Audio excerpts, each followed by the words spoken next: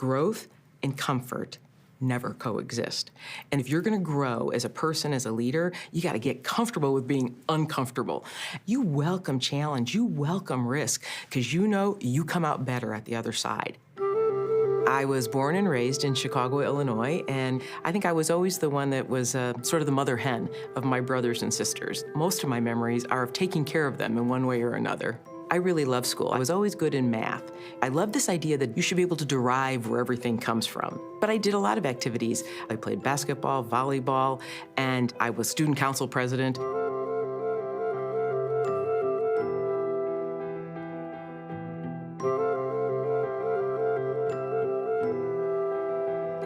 In that moment, our world changed. We went on food stamps, and my mother felt ashamed to have to do something like that. And I can remember that pain in her eyes, but she was determined that this would not be how this story ended.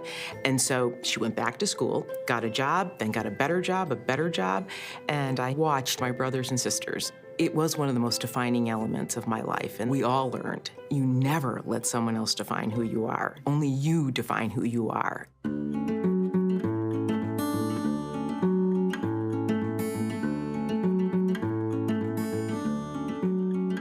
I'll often meet people and they'll say, hey, I was with you in class. I'm like, that's interesting, I'm sorry, I'm embarrassed, I don't remember you, but there was like 30 of you and one of me, so you probably remember me. It was just not the norm. I came from no money, no anything, to go to a great school. And it's really, though, why I do feel so strongly that in this country, where there is a will, there is a way to get something done.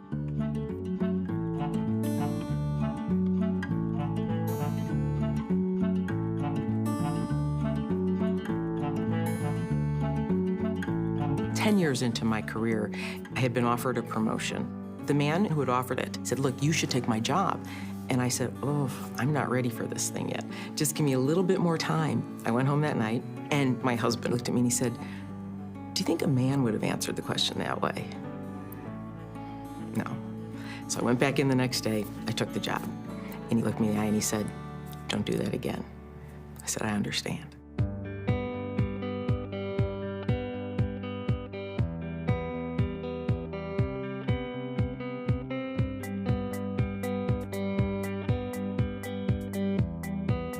To lead IBM, I mean, wow, it is with great gratitude and a great sense of responsibility.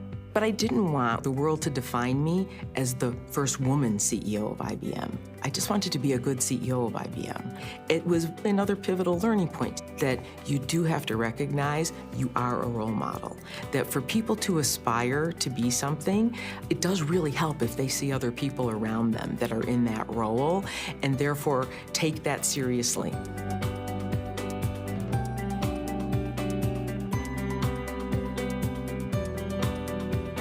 This era, I believe, will reflect back on, data will be the issue of our time. And handled with care, you will solve some of the world's most intractable problems. And that's behind all our investment in artificial intelligence and cloud. The most important thing you have to do is have conviction about what you believe is right and then stay your course.